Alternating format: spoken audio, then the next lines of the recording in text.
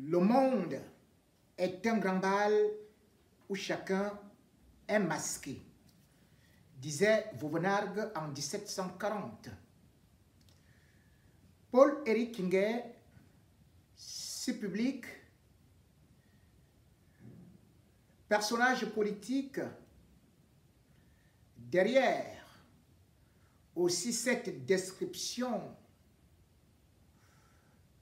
qu'on peut trouver un peu comique, folklorique, se cachaient les zébrures d'un homme politique qui avait aussi des ramifications avec le côté sombre de certains clans politiques. Sa mort est donc comme un accident dont on ne connaît pas encore pratiquement toutes les circonstances, parce que chaque jour, on devrait toujours faire une analyse selon les informations et les circonstances. Paul-Éric Kinguet, disais-je, c'était ce personnage qui est entré dans l'arène politique comme un conducteur de Formule 1, prenant des virages impromptus, ne sachant pas freiner, allant à une vitesse astronomique pour finir par le ravin, un trou, une tombe, et tout est fini. Paul-Éric Kinguet est un garçon qui est né d'une famille très pauvre et qui a hérité de cette hargne de sa mère de pouvoir certainement combattre. Combattre contre qui? Avec qui? C'est là où il s'est perdu comme un homme politique se retrouvant dans un triangle de Bermude. Orphelin de père, à l'âge de 7 ans, issu d'une famille grande,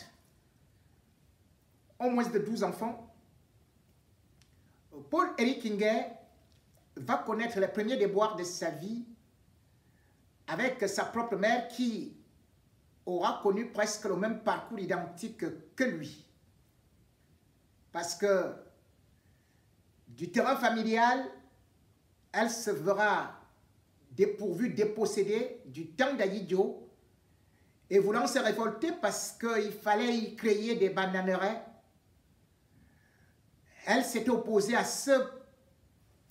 cette artillerie politique de l'époque et s'était retrouvée enfermée. Paul-Éric Kinguet, à 10 ans, était déjà donc révolté de voir sa maman derrière des barreaux et subissant une injustice. Et comme tout bon enfant, il s'est dit, quand je serai grand, je vengerai ma maman. Paul-Éric Kinguet devrait donc être uniquement du côté des faibles. Mais malheureusement, Paul-Éric Kinguet, devenu grand, a été du côté des grands qui ont toujours plusieurs plans. Ainsi, Paul-Éric Kinguet s'est retrouvé dans plusieurs milieux qui ont fait de telle sorte qu'il puisse avoir accès au RDPC pour services rendus en tant qu'étudiant au moment où le campus universitaire était tout feu tout flamme, au moment où les étudiants dans les années 90-92 avaient créé le Parlement pour revendiqué certaines choses telles que la conférence nationale, au moment où le gouvernement camerounais était pratiquement dos au mur face à la contestation à l'université de Yaoundé, où les étudiants revendiquaient non seulement la conférence nationale, mais aussi la légalisation du SDF, qui était en train de naître avec Frundi, pratiquement à Bamenda. Les étudiants avaient organisé une première fois une manifestation qui devait se tenir, qui s'était tenue le 6 mai 1990. Le pouvoir de Yaoundé avait tremblé et avait compris que l'université de Yaoundé, créée en 1962, restait une vraie poudrière qui pouvait prendre feu à tout moment, où il fallait donc certainement mettre les étudiants sous contrôle, créer un autre mouvement, qu'ils vont d'ailleurs appeler le mouvement d'autodéfense. Et pour que ce mouvement d'autodéfense puisse exister, il fallait bien des étudiants qui pouvaient collaborer avec le gouvernement, donner des informations, livrer parfois leurs camarades.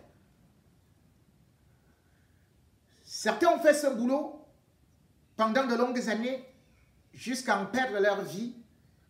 Et puis, est aussi arrivé le temps où Paul-Éric Kingé est arrivé à l'université, au moment où, justement, des gens comme le général Wanto, qui à cette époque-là était entré à l'université de 87, avait dû fuir en 92, parce que le célèbre Fauchivé voulait couper les têtes, voulait tout expédier en enfer. Ils avaient été obligés d'aller se réfugier à Mendong avant de pouvoir traverser soit au Nigeria et puis continuer au Congo et même aller en exil. Pendant ce temps, quelques temps après, eh bien, le gouvernement camerounais avait réussi à mettre les étudiants camerounais au pas. Au pas parce que derrière chacun d'entre eux, il y avait ceux-là qui pouvaient être célèbres, mais surtout qui avaient les yeux, les oreilles, et qui travaillaient avec Fauchivé. Paul-Éric Kingé a donc travaillé comme un agent de Jean Fauchivé. Et Jean Fauchivé, pour ceux qui viennent de naître ou étaient trop jeunes, faudrait-il le rappeler, était le tout premier commissaire spécial de Douala dans les années 1960. Entré dans la police en 1952, puis envoyé à Dakar avant d'aller poursuivre à Paris grâce à Jacques Faucard qui avait décelé en lui un grand tueur et un grand professionnel en ce qui concerne les renseignements. Jean Fauchivé deviendra d'ailleurs aussi non seulement commissaire spécial, mais aussi un grand agent de renseignement pour la France, pour le Cameroun et même régisseur des prisons en même temps. Et Jean Fauchivé a toujours travaillé avec les étudiants, leur promettant de l'argent, leur promettant tout ce qui pouvait être des biens et surtout, Jean Fauchivé, comme je le disais, tuait de sang-froid parce qu'on le surnommait le lion.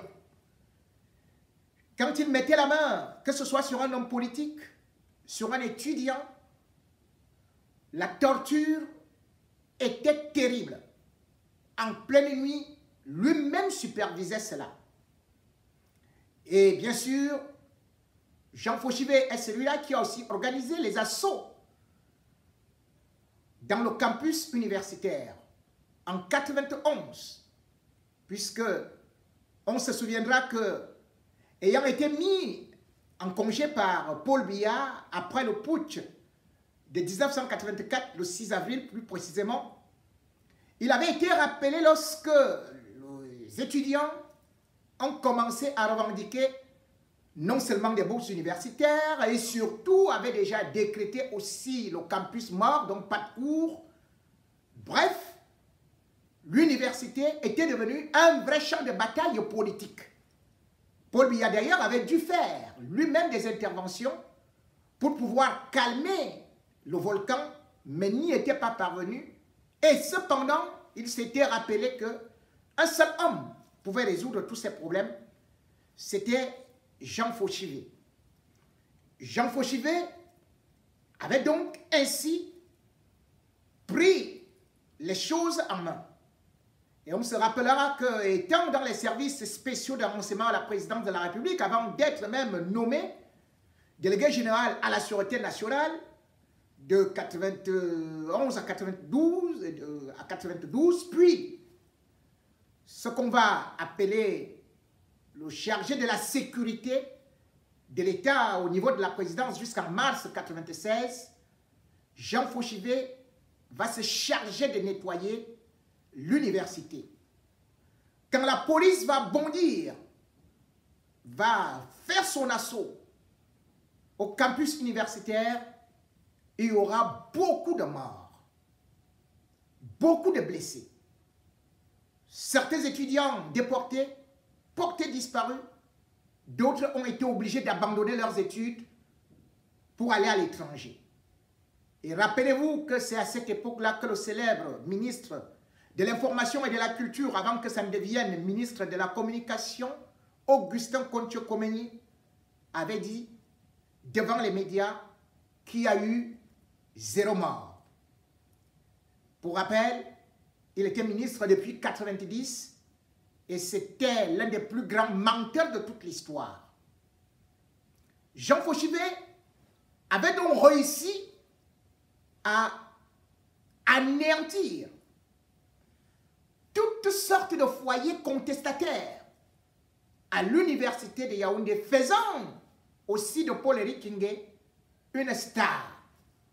Puisque Paul-Éric Kingé, à cette époque donc, un peu plus tard, après avoir bel et bien tout cimenté, sera de ceux-là qui vont créer ou animer le YUM, c'est-à-dire le Yaoundé University Music. Et d'ailleurs, lorsque certains de ses camarades vont se rendre compte qu'il était un indique de la police, ils vont menacer de le tuer. D'autant plus qu'il voulait organiser un concert où, disait-on, eh bien, des sponsors devaient mettre 500 millions. Certains diront que ça venait de l'ONU, d'autres vont plutôt dire que c'était le gouvernement camerounais qui avait eu à mettre de l'argent sur la table. C'est ainsi d'ailleurs que, presque menacé de mort, il va se retrouver au niveau de l'Afrique du Sud, où d'ailleurs il va organiser en 1995 le concert interuniversitaire africain devant Nelson Mandela, parce que le gouvernement va monter une sorte de dossier en disant que c'était avec la bénédiction de l'université de Pretoria. Mais tout ça, c'est parce que Paul-Éric Kingé s'entendait très très bien avec Jean Fauchivé. Paul-Éric Kingé est donc entré en politique par des moyens un peu louches et par des personnages assez loufoques, cruels, insensibles, comme Jean Fauchivé, et puis véritable physique de porte-avions, prêt à aller en guerre au chaudron. Il va, bien sûr, aller implanter le RDPC au niveau de Djombe Pendia, où était l'opposition, donc pratiquement l'UPC, puis le SDF, mais lui sera élu maire. Mais, dans ses neurones, il gardait cette révolte, cette enfance bouillonnante de vengeance, voyant sa maman être maltraitée, voyant le pouvoir écraser sa maman. C'est pour cela d'ailleurs que à une certaine période, Paul-Éric Kinguet va jouer ou va allumer la flamme de la contestation par rapport aux plantations de Njombe Penja où les populations étaient pratiquement exploitées comme des esclaves avec des salaires misérables de 25 000 francs CFA. Lorsque, après avoir été élu maire et qu'il a voulu faire du bruit, on va le mettre en prison pour, dit-on, calmer les populations. Et on va mettre, bien sûr, qu'il était l'un des personnages clés des grandes manifestations des villes mortes ou encore des émeutes de la faim. C'est ainsi que Paul-Éric Kinguet, maire RDPC, s'est retrouvé en prison parce que on créait un soulèvement en Njombe Penja. Mais même étant en prison, les populations de Njombe Penja vont se révolter, plus précisément au mois de juin 2008, puisque elles vont saccager les plantations qui, comme je vous le disais, de bananeraies appartiennent d'abord à la France et aussi Yadal, qui est une entreprise américaine qui a 37%. Et les populations de Njombe Penja vont saccager la bananeraie, vont brûler les engins. D'ailleurs, le bilan des pertes en matériel s'établit à 1,2 milliard de francs CFA. Néanmoins, l'État, avec la France, vont chercher à calmer les populations en augmentant les salaires qui vont donc passer à 35 000, 40 000 francs CFA. Donc Paul-Éric Kinguet, même étant en prison, était déjà un danger, continuait à être un danger pour son propre camp, le RDPC, ceux qui l'ont créé. Et c'est pour cela que d'ailleurs, lorsqu'il sera arrêté avec Maurice Kamto, contrairement à ce que beaucoup ont voulu dire, que Paul-Éric Kinguet était en train d'écrire un livre contre Maurice Kamto, c'est archi faux. Paul-Éric Kinguet, dans la cellule, il dormait sur le même mandat que Valsero. C'est-à-dire que ce qu'on appelle mandat, c'est un lit étagé où il était en bas, Valsero en haut. Il n'écoutait donc rien, puisque Maurice Kamto était au courant qu'il était en mission envoyé par le gouvernement pour l'espionner, mais aussi pour essayer de diviser le MRC. Et dans cette mission, il devait avoir cette récompense. Non seulement de reprendre Njombe Penja comme maire, mais surtout de pouvoir exploiter les plantations, enfin les carrières de Pouzoulane qui s'élèvent à plus de 46 et où il devait avoir sur chaque camion de Pouzoulane au moins 546 francs. Il en voulait un peu plus parce que le dernier exploitant de Pouzoulane gagne à peu près 180 millions. C'est vrai que dans les calculs, il était aussi millionnaire. C'est vrai que dans les calculs, certainement, il n'allait pas mettre tout cet argent dans sa poche. Il allait aussi développer sa ville. Puisque sur le côté social, il avait quand même ce côté de vouloir faire des réalisations. On peut détester le chien, dit un proverbe africain, mais il faut reconnaître que le chien a des dents blanches.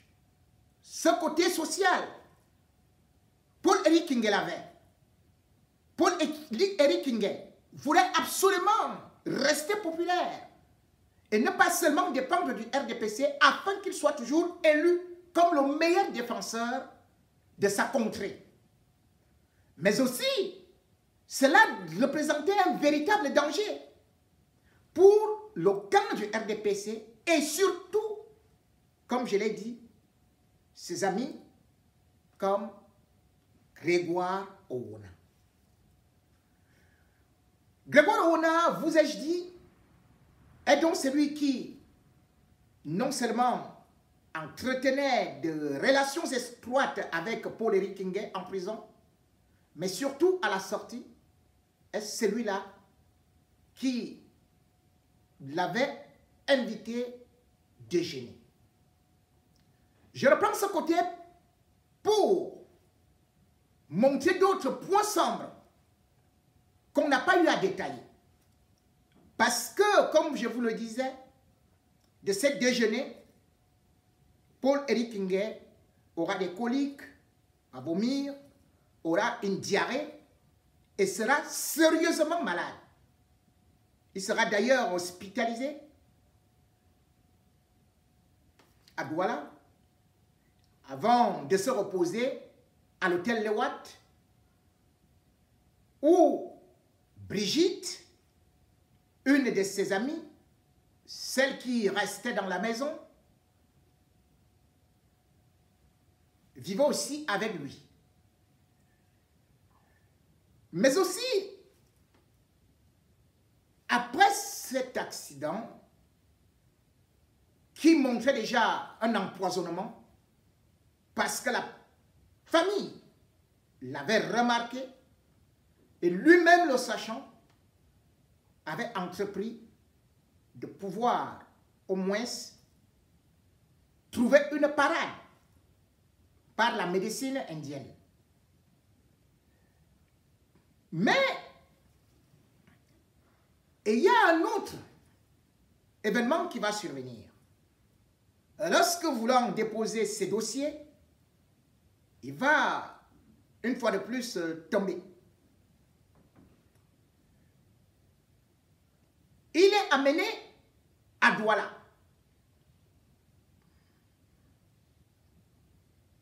Puisque il tombe en Djombe. On l'amène à Douala. Pendant qu'il y est, il ne fera à l'hôpital, à la clinique plutôt, il ne fera que 2 jours. Cette information, où est donc passé Paul-Éric Kingué? Était-il parti à la maison? Non. J'ai donc dû enquêter pour savoir pourquoi est-ce qu'il était porté disparu. Pourquoi est-ce que ses amis ne parvenaient pas à le joindre au téléphone? En réalité,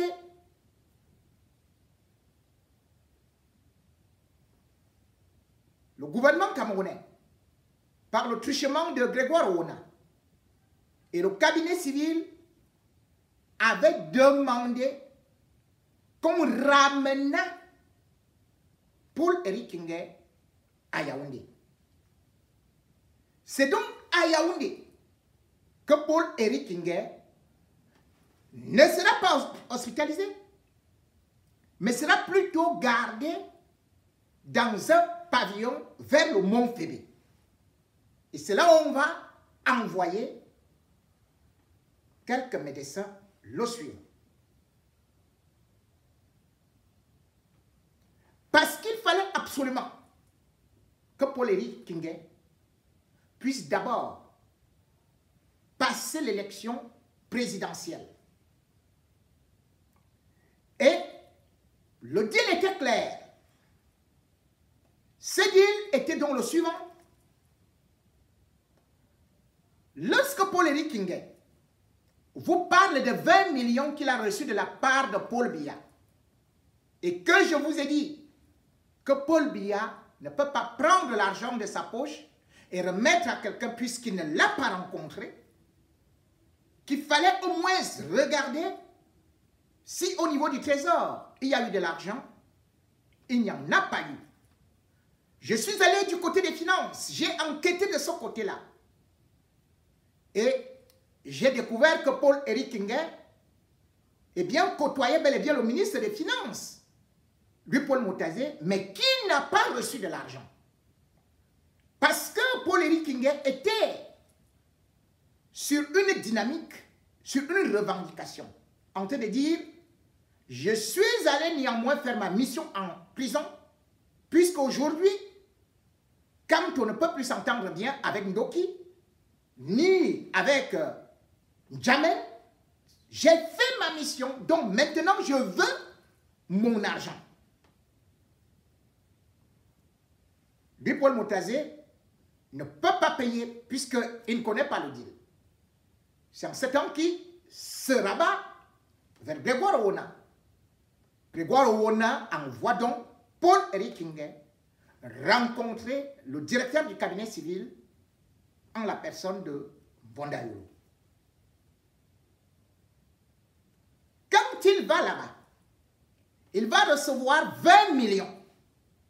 Les 20 millions sont d'abord de l'argent pour ce qu'ils vont appeler la campagne. Les autres 20 millions dont il a parlé, qu'il avait écrit à Paul Biya, lui sont plutôt versés plus tard pour la télé dont Grégoire Owona vous parle, leur télé. Donc en réalité, Paul-Éric Kinguet n'avait pas reçu 20 millions comme il dit. Il avait reçu 40 millions du cabinet civil à la présidence sur les démarches de Grégoire Owona qui a contacté Vondo Ayolo.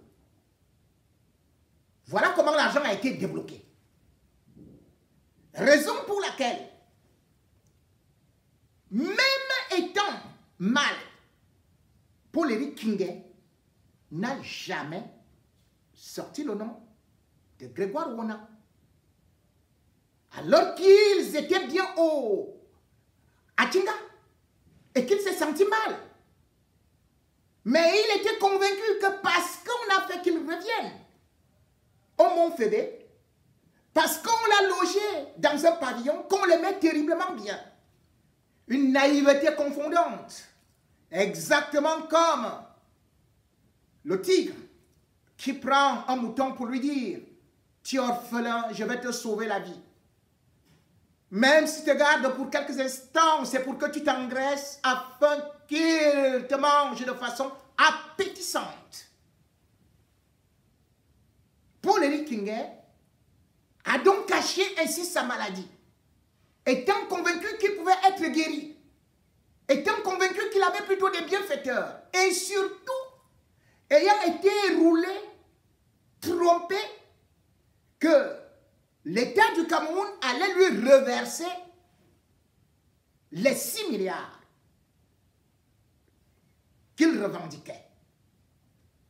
Raison pour laquelle, lui qui disait qu'il va engager une procédure contre l'État du Cameroun pour saisir les biens de l'État du Cameroun, que ce soit à Paris, ou à gauche, ou à droite, il n'a jamais engagé de procédure. Il était dans la délation, dans la calomnie, dans la diffamation, parce que son rôle aussi était de détruire Maurice Kamto. Mais demandez à n'importe qui que ce soit, Paul-Éric Kinguet n'a même jamais commencé un livre de Maurice Kamto. Puisque je me réserve d'ailleurs de vous révéler les noms des journalistes qu'il avait contactés ou qui travaillaient avec lui et qui l'aidaient parfois à rédiger des courriers. Paul-Éric Kinguet ne pouvait pas écrire des livres, il se servait souvent dans des courriers de ce qu'on appelle les nègres ou les négriers, ceux qui peuvent rédiger à sa place. Et il n'y a donc jamais eu, sauf si le gouvernement va essayer d'en fabriquer. Et d'ailleurs, jusqu'à présent, il n'y a pas un moindre manuscrit de Paul-Éric Kinguet. Ceux qui disent donc qu'ils attendent le livre de Paul-Éric Kinguet. Ou que peut-être que Maurice Kamto peut être content parce que Paul-Éric Kinguet allait sortir un livre, il se trompe. S'il y a un livre, le gouvernement aura intérêt à sortir ce livre, puisque Paul-Éric Kinguet meurt à 1h45 à la clinique Mouna. Mais à 1h10, la mairie était déjà prise d'assaut. Officiellement, il meurt à 1h45. Comment se peut-il donc que la police soit venue au niveau de la mairie, mettre les scellés à 1h10? Cela veut dire qu'ils étaient des divins, des devins. Cela veut dire qu'ils étaient des prophètes. Et c'est d'ailleurs à partir de cet instant que sa nièce va partir lorsqu'elle apprend la mort à 2h30 du matin. Elle va dans le bureau pour récupérer certains documents que Paul-Éric Kinguet avait contre le gouvernement. On va l'arrêter en disant qu'elle est venue fouiller le bureau. On va récupérer tous ces documents. Où sont ces documents? Que disent ces documents? Si ces documents étaient compromettants contre Maurice Kamto ou contre un opposant, le régime Biya aurait déjà rapidement balancé. Le but plutôt était de rapidement ramasser tout ce qu'il y avait comme documents concernant les membres du gouvernement qui ont fait des choses très compliquées avec Paul-Éric Kinguet, qui connaissait les dossiers d'homosexualité, qui connaissait des dossiers de pédophilie, qui connaissait beaucoup de dossiers et qui, parfois, menaçait de parler. Ce personnage qu'on pouvait voir théâtral était aussi un personnage de chantage. Et en politique, dans le RDPC, dans le régime Biya, dès qu'on se lance dans le chantage, lorsqu'on a des dossiers compromettants contre des personnalités, la sanction est formelle. Éliminée. Parce que c'est un gouvernement, c'est un régime totalitaire, sanguinaire. C'est un régime où il n'y a pas d'amis, où les intérêts de ces hommes politiques dépassent les intérêts du pays. Paul-Éric Kinguet a donc joué avec le feu. Il n'a pas eu à se rappeler que même son mentor, Jean Fauchivet, n'a pas résisté. Jean Fauchivet a été éliminé de la même façon, par le poison. Parce que Jean Fauchivet, quand il passe à la CRTV, après que sa troisième épouse, qui constituait pratiquement sa vie, son bonheur, Alice, a été tuée de suite d'un accident de circulation, et que Aïssi Mwada, qui voulait aussi devenir président de la République, enfin, qui lui-même avait été éliminé, avait révélé à Fauchivet que mais tu peux ignorer ce qui s'est passé avec ta femme, qui était si proche de Chantal Biya, et donc toutes les amies meurent toujours de suite d'accident. Fauchivet, vous vous rappelez, avait éclaté en sanglots dans une émission hommage à la CRTV. Quelque temps après, Biya et tous ceux qui étaient à côté, et sachant que Fauchivé avait tous les secrets et qu'il avait déjà craqué, qu'il pouvait tout balancer, d'autant plus qu'il a déclaré devant la télé, en mondovision, devant tous les Camerounais, ils ont tué Alice. Ils, mis pour qui? Ce n'étaient pas des opposants. C'était le gouvernement. Et lui, en tant qu'un agent des services spéciaux, du CEDOC, de DIRDOC, du CNR, de la DGSN, tous les services de sécurité, Fauchivé les a fait. Et venir déclarer cela à la télévision, eh bien, il fallait immédiatement l'éliminer. C'est pour cela que Paul Biya va charger son ami, René Owona, barbe dure, qui, à la veille de la mort, va convoquer Fauchivé. Fauchivé va arriver, et bien sûr, un petit bout de quelque chose, un petit cocktail explosif, tac, tac, santé, tout était terminé. Fauchivé, le 15 avril 1997, quand il quitte de chez René Owona, on va déclarer aux Camerounais qu'il est mort d'arrêt cardiaque. Avec tous ses ballonnements et tout ce qu'il avait comme douleur. Paul-Éric Ngué, en allant donc déjeuner avec les ministres de Biya, avait-il oublié ce qui s'est passé et surtout qu'il connaissait ces histoires? Il connaissait comment a été éliminé Fauchivé.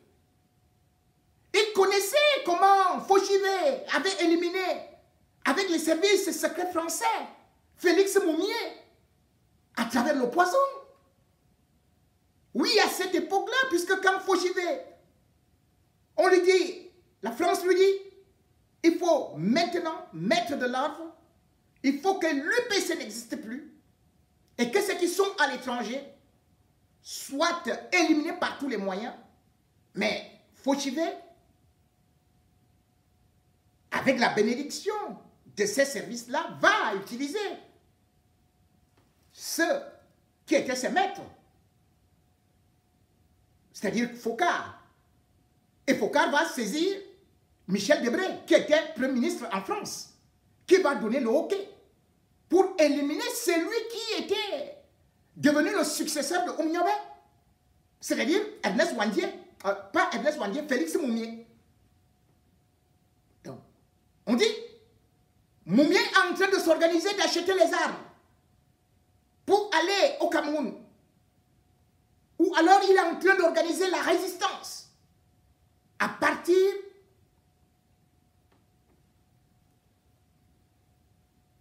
de la Suisse. Eh bien, Fauchivé et la France, le régime, les deux régimes vont s'entendre et ils vont monter un agent secret qui ira avec du poison italien. Cet agent secret des années 1940 va se passer pour un journaliste. Son vrai nom, c'était William Betchel. Puis il arrive avec une fille très blonde dans un restaurant plat d'argent. C'est comme ça qu'on appelait ça à Genève. Le 3 novembre 1960. Il invite Moumié dans un restaurant. Et on sert une bouteille de Ricard.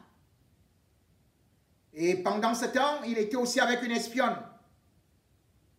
Cette espionne qui va jouer le rôle pour distraire Félix Moumié. Pendant qu'il est distrait, on empoisonne le Ricard. Il boit un verre. Normalement, c'était prévu que juste l'apéro, il va rentrer. Et puis, comme il devait voyager pour la Guinée, il devait aller mourir en Guinée sans problème, ni vu, ni connu. Sauf que Félix Moumié va reprendre notre verre. Et c'est là où tout ça se regarde. Comme exactement Paul-Éric Kinguet, quand il veut rentrer, il a des ballonnements. Il vomit. Il fait la diarrhée. Il arrive. Puis, il est épuisé. On l'amène dans un hôpital, l'hôpital cantonal de Genève. Au 3 novembre 1960, à 19h30, Félix Moumié est déclaré mort. Le gouvernement camerounais va plutôt accuser les UPCistes, comme exactement ils font maintenant là. Ils vont plutôt accuser l'opposition. Ils vont dire que non, c'est les UPCistes qui ont tué leur gars. Nous, on n'a rien à voir avec Félix Moumié. Mais par la suite, la police helvétique va lancer une enquête. Et heureusement, William Betchel avait eu à prendre une chambre avec son propre nom. Et c'est comme ça qu'on va faire une perquisition. Le 17 novembre 1960, eh bien, on va retrouver effectivement le poison. Et des traces. Mais malheureusement, il est déjà parti en France. On ne mettra la main sur lui qu'en 1914. Et quand on met la main sur lui en 1914, pour qu'il ne parle pas, immédiatement, la France va dépêcher un avocat pour le défendre. Et puis, il va payer une caution de 100 000 francs français, de 100 000 francs suisses, pour qu'il obtienne une liberté provisoire. Et la France et le gouvernement camerounais sont indemnes. Le 27 octobre 1980, après que l'affaire est traînée, il y a eu mort d'homme, assassinat politique, avec toutes les preuves, la justice suisse rend le verdict d'un non-lieu.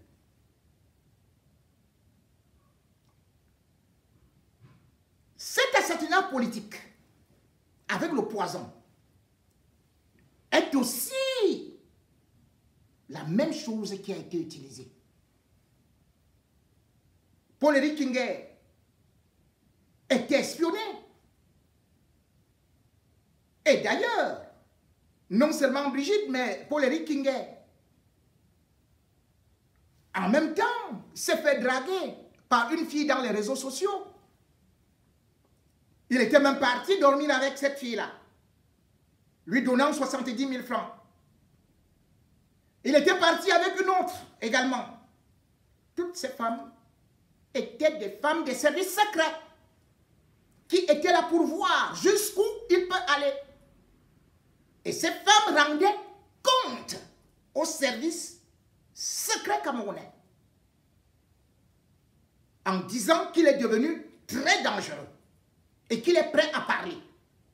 Qu'est-ce qui peut boucler la bouche pétaradante de Paul-Éric Kinguet, un homme qui aimait les plateaux, radio et télé, un homme qui ne pouvait pas avoir de retenue, un homme qui fonçait comme un buffle de par sa morphologie et de par son caractère? Eh bien, la sentence était tombée. On ne peut pas le payer. On ne peut pas lui donner 6 milliards. Et il ne peut pas continuer à nous embêter. D'autant plus que, comme je vous disais au début, même quand il était en prison, il y avait eu des émeutes à Djombe Pendia. Pas des émeutes, mais plutôt, il y avait eu des saccages de plantations. La seule façon donc de pouvoir éliminer Paul-Éric Kinguet, c'était de l'anéantir par le poison. Paul-Éric Kinguet ne se sentait pas bien. Paul-Éric Kinguet avait des projets d'aller même en RDC. En RDC où il devait, après avoir eu à signer des contrats de représentation avec les Indiens qui lui donnaient ce remède de cure de poison, il avait aussi le remède qu'il disait pour la fertilité. Et ça s'appelait fertilizer. Il devait donc aller en RDC. Et même en voulant aller, le régime toujours l'avait retardé, lui faisant comprendre que bientôt, son argent sera débloqué. Bientôt, il sera payé. Il s'est contenté de 20 millions, de 40 millions, puisque c'était 20 millions payés en 2 fois par le cabinet civil. Directement là. C'est pour cela qu'il ne pouvait pas répondre lorsque je lui disais qu'il me montre la lettre qu'il avait adressée à Paul Biya et où est-ce qu'il avait touché cet argent. Mais après plusieurs enquêtes, je suis donc arrivé à tout ce qui s'était passé, jusqu'où il était logé. Et peut-être dans les prochains jours, je vous révélerai ceux qui ont fait des tours dans ce pavillon-là. Je vous avais dit que la maison qu'il occupe, c'est une maison de l'État. C'est l'État qui lui a offert cette maison, par le truchement de Pierre Dinogui, président du syndicat des prestataires de services à la présidence de la République. Grégoire Ona est celui qui était toujours avec lui. Et Paul-Éric Nguyen travaillait pour Grégoire Owona et les services secrets. Les services secrets se sont retournés contre lui parce qu'il en savait trop et parce qu'il parlait trop et parce qu'il devenait un danger de trop. Et au petit trou, il s'en est allé sans même dire mot. La mort de Paul-Éric Nguyen, à qui ça profite donc? Ça ne profite qu'au régime Biya. Puisque aujourd'hui, les carrières de Pouzoulane, le régime pourrait enfin en faire bon usage avec toute sa mafia, ridiculiser les populations, appauvrir les populations.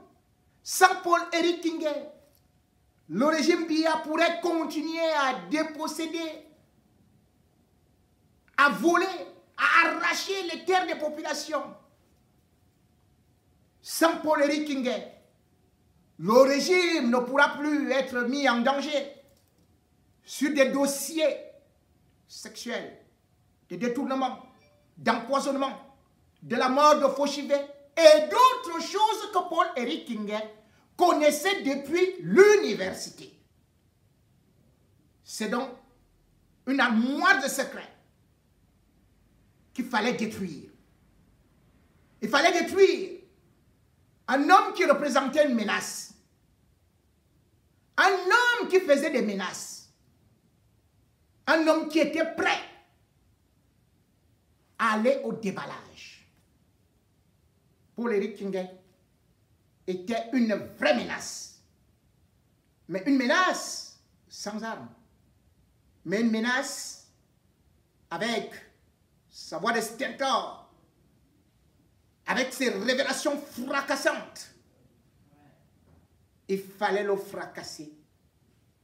Parce que cette menace, comme dans des films western, c'est celui qui tire le premier qui gagne la guerre. Et comme le disait Boccace, en 1340, les menaces, quand vous n'avez pas d'armes, sont une arme que vous donnez à votre adversaire pour tirer sur vous, contre vous. West, tu es mort. Pile, je te tue. On m'appelle J. Rémi Ngono. Dieu pardonne, moi pas.